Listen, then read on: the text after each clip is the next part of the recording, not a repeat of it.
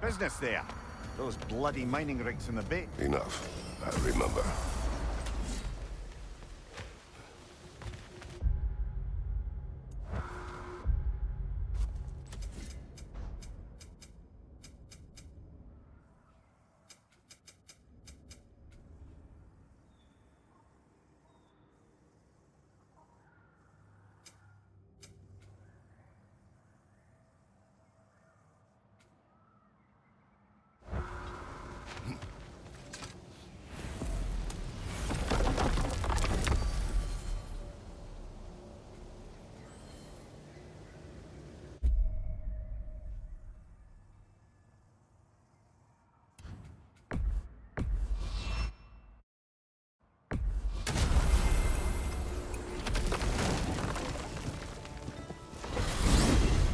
The soldiers we fought in Svartalfheim, those were Einherjar? I thought Einherjar were just spirits in Valhalla until Ragnarok comes. They were no spirits. Indeed, brother. Odin appears to have found a loophole. Activated his forces early as a standing army. Perhaps something he could only do without any honest Valkyries around to stand in his way.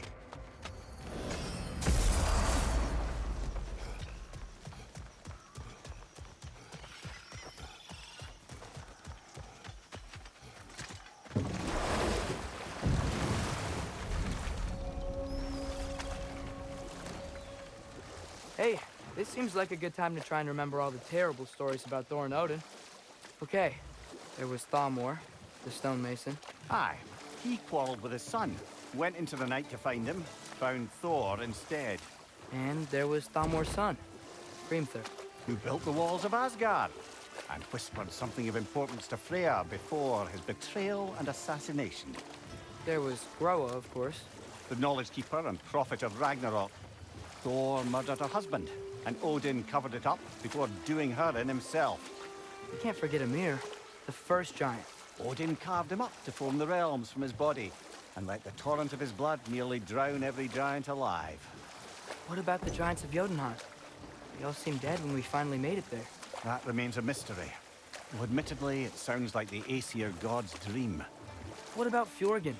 Thor's mother was a giant, wasn't she? Indeed she was.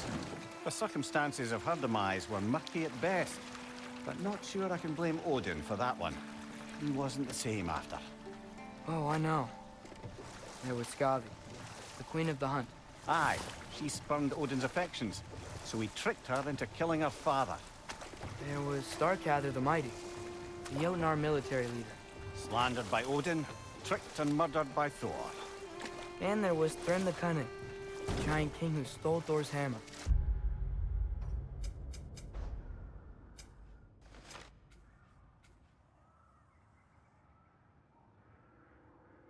Odin traded him Freya to get it back, then sent Thor in disguise to murder his entire court. Who else? Ah, Hrungnir the Brawler, the stone giant. Aye, mocked by Odin, murdered by Thor. Enough of this. But there's more. I do not care. War with Odin is not the answer.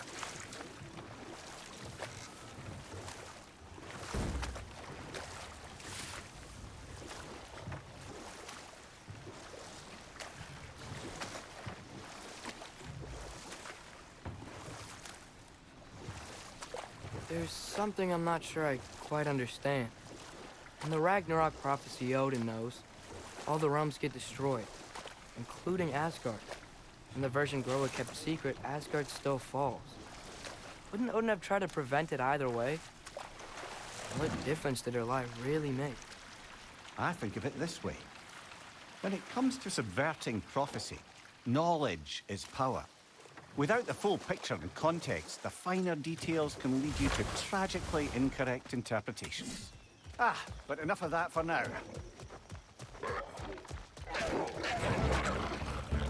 Behind you! Poison!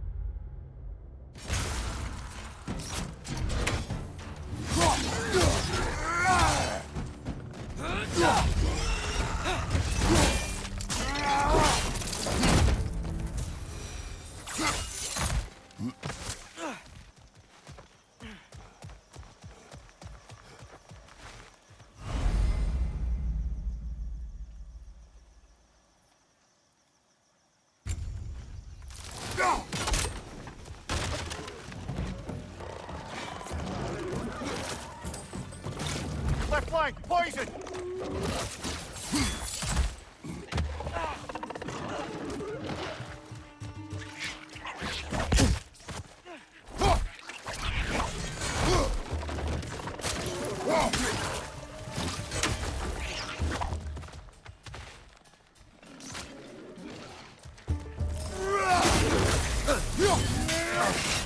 Watch your left!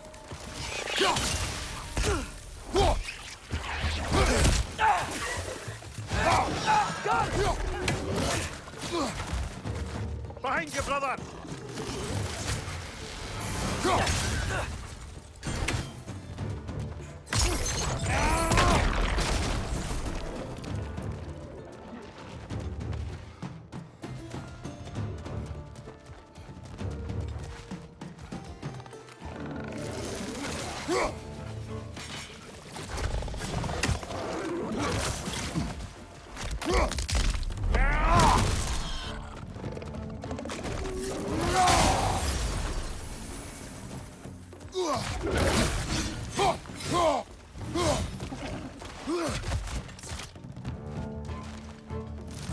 He's clinging to the wall! You gotta knock it down!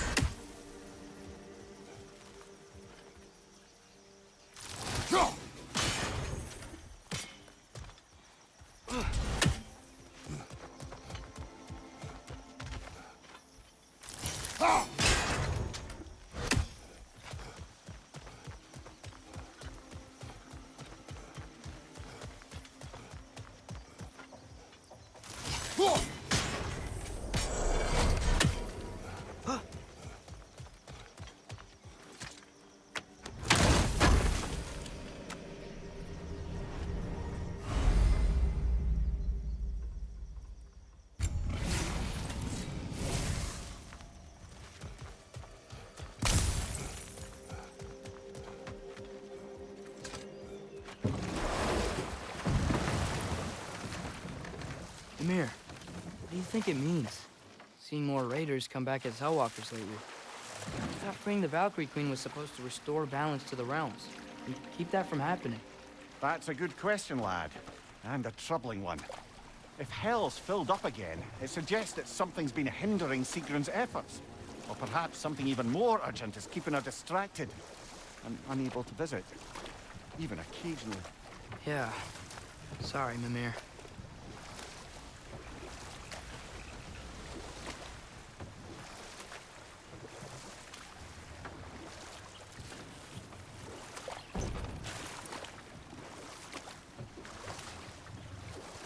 Now, if I recall, we were discussing how manipulating the details of a prophecy can wreak havoc on the believers.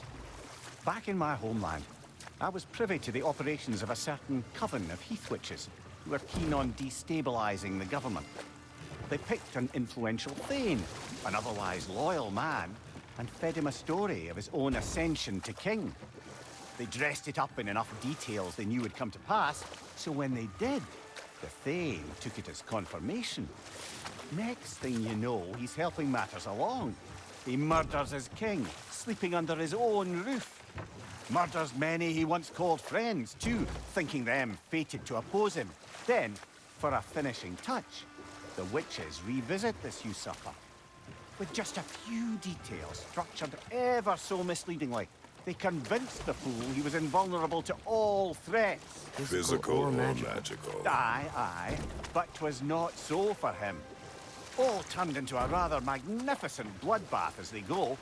The Thane ends up without his head and a name so cursed none dare speak it. All thanks to a subtly deceptive prophecy. We really gotta write these stories down one day, Mimir. Well, I try. Jaw tends to get sore, but thank you, lad.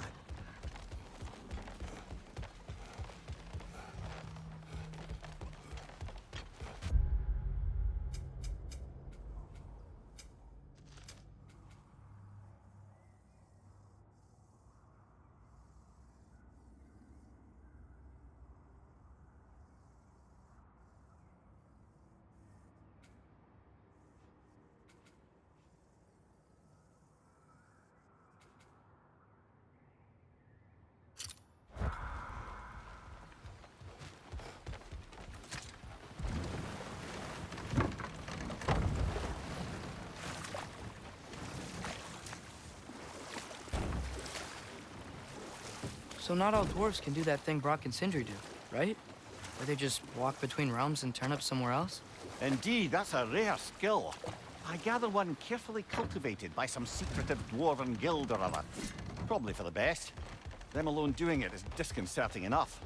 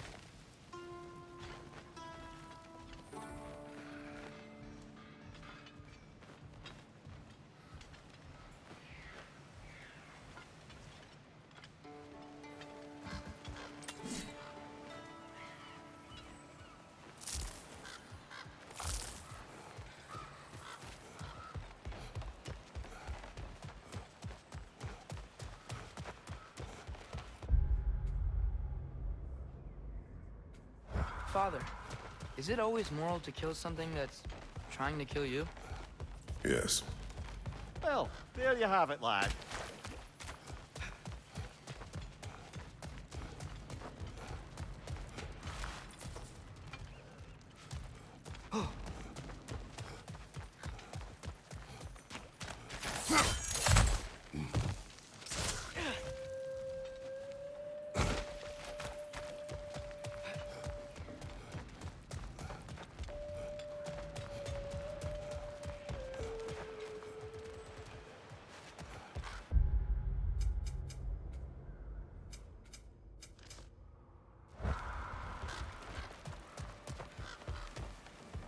Yeah.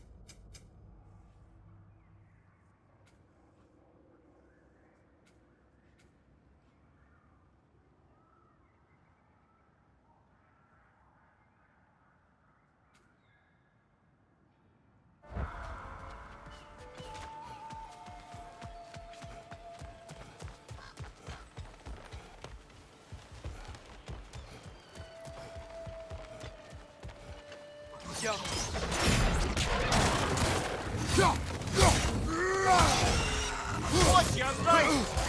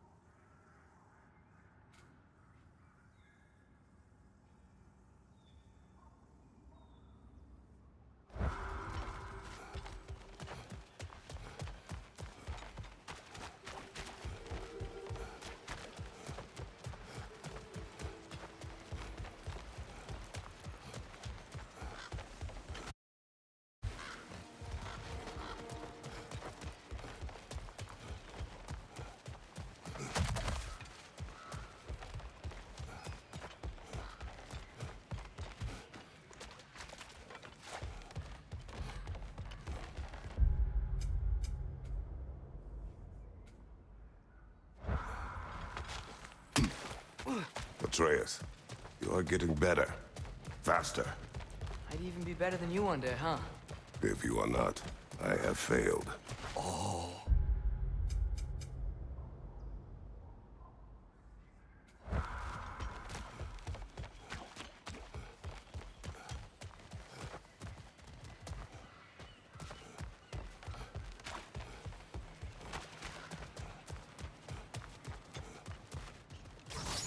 Yappa!